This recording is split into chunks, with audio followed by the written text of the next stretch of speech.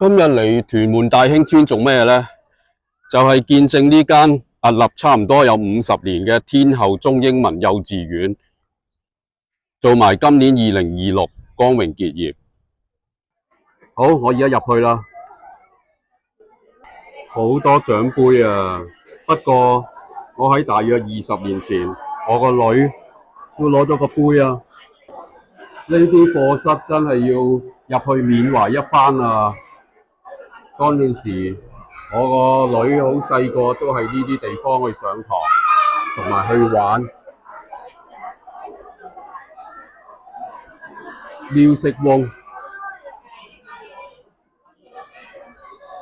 當然啦，隔咗咁耐，可能都有啲變化嘅，但係個課室應該都係咁㗎啦。嗰陣時。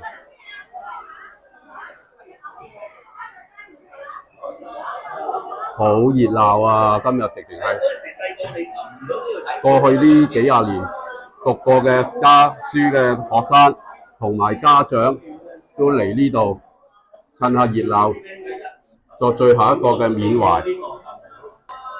睇下揾唔揾得返我個女喺呢個年份嘅相先，好珍貴啊！啲相79年都有啊！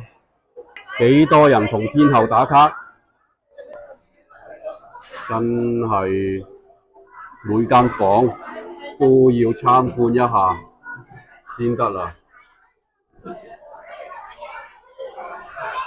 啊，呢啲地方幾開心。咦？如果揾到可以攞返喎，終於揾到啦！你估下邊個係我個女？我都有份啊！臨走前都俾我揾返張天后幼稚園，拜拜啦，撒咗啦啦！好啦，攞埋呢隻 CD 就真係拜拜啦。